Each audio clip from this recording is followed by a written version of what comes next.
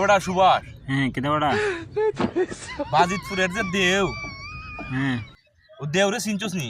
হ্যাঁ চিনছি ওখানে আছে বেটা। ওই দেও আর আমি হইলাম রাজনারগার দানব। আমরা দুই বন্ধু আসলাম, ঘনিষ্ঠ বন্ধু। আচ্ছা আরে বাপ রে বাপ, মানছে খালি হইতো দেও আর দানব, দেও আর দানব, দেও আর দানব। হ্যাঁ, দেও আর দানব সারা মানুষের মুখ আর কোনো মাত নাই, বুঝলি? আচ্ছা ওহন এই দেওয়ার দানবের খাম পড়ে গেছে একটা রাজনারগার। ঘটনা হইছে মেরামেরি আছিল নানি রাজনারগার মেরামেরি হয়। ছাগল ওতা খাইল তো আইয়া বাঘে, বুঝছো নি? হ্যাঁ अच्छा ওখন বাঘ যে কই থেকে আইতো এটা কেউ বুঝতো না। ওখন বাঘ মারার তো সাহস সবের হয় না। করছে কিতা, কই দেও আর দানব রে খবর দেও, এরা সারা বাঘ কেউ মারতে পারতো না। আচ্ছা আচ্ছা আচ্ছা আচ্ছা, ওখন আমি সিটি পাঠাইলাম দেওরে, বাবা আমি দানব কইরাম ठीक है আমার রাজনাগাঁও তো একটা অসুবিধা হয়েছে, আইও। ও দেওটা যে আইছে, কি হারাম দাদা যে আইতে আইছে, এর ফাড়ার লগে এক একটা পুকুর হয়ে গেছে। এখানে একটা পুকুর আছে রাজনারগাঁ, এটাও ওই দেওর ফাড়া হয়েছে। আর আমি যে ফাড়া দিতাম এক একটা নদী বুঝেই তুমি ফাড়া। বাপ রে বাপ, ওখন ঘটনা হইছে আমরা তো আইছি রাজনারগাঁও হলে হইতাছে তারার অসুবিধা, তারারে ছাগল তারার মেরামেরি বাঘে খাইলা ইয়া।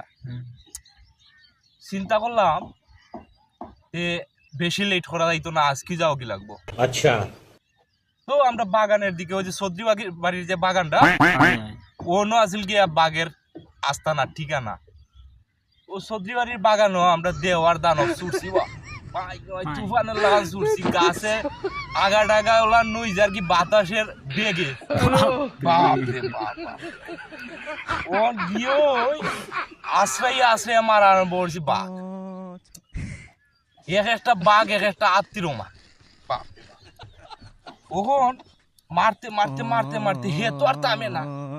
আমি কই বেটা বাঘ সব মাইরো না, কিছু রাখো, এগুলো তো সুন্দরবন হাঁটাই লাগবো। বর্তমানে যে সুন্দরবন কয়টা বাঘ আছে ওইটা আমরা দিছিলাম ইটে ইটে। মারতে মারতে প্রায় 147টা বাঘ মারছি। ওখন যখন ইতারে ঠাই না আনা শুরু করছি, গার মানুষ তো আম্ম হয়ে গেছি। আরে বাপ রে বাপ, এই দেওয়ার দানবে দেখলাই নি কত বাঘ যে মারছে। হ্যাঁ, অত বাঘ আসিল নিবি আমরা বাঘও, মানুষ তো তাজ্জব, বুঝছো নি? ওখন আনলাম তো বাঘ, আপনার তো খালি লাগে বা কি যাক শরীরটা আসিল ফাটার লাগান শরীর একটা। বুকের ফাটাই আসিল 32 মন, বুকের ফাটা ঠিক আছে 32 মন, ঠিক আছে। হ্যাঁ, ওখন বাঘ আনার সাথে সাথে হরিণ লই আইছি 40টা হরিণ মাই।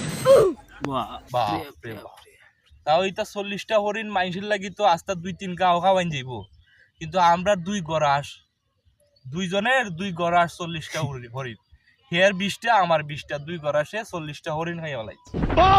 এই জাতের বেটা আসলাম আমরা। তখন বুঝলাইনি এটা ওই 1798 সালের ঘটনা, বুঝছো নি? বা ইটা কইলে মাইসে মনে করে আমরা গফ করি, দেওয়ার দানবে বই যায় বুঝি গফিসা। আমরা গফিসা নাই, আমরা যে শরীরটা আছি এক হাতের ওজন আছিল 32 মন, কইলে তুমি বিশ্বাস করতে না।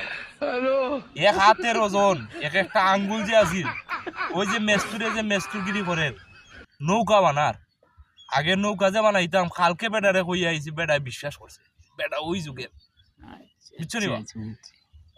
ওলা খান আইনজা মাইরা দইরা নৌকা বানাই দিতাম কাঠ হলদি একখানো কইরা পাতাম যে মারতাম নৌকের টুকা দিয়া, ওলা টুকা দিতাম 4-5টা নৌকা ঠিক হয়ে যেত।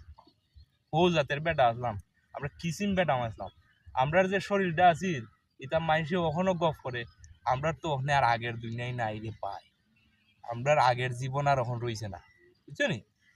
যাই হোক, এটা তোমরা লিখো রাখো, আমরা মরি গেলে পরে কইও তোমরা ফুরুত্তারে খান 2 বেড়াই নাছিল রাজনারগাঁও আর বাজিতপুরের দেওয়ার দানব। হ্যাঁ, মনে রাখবা আর কইও ফুরুত্তারে বুঝাই যে ওলাখান বেড়াই নাছিল, ওলাখান হইতে পারলে বেড়াই নই, এশিয়ার মাঝে আমরা 2 বেড়াই আসলাম। বাপ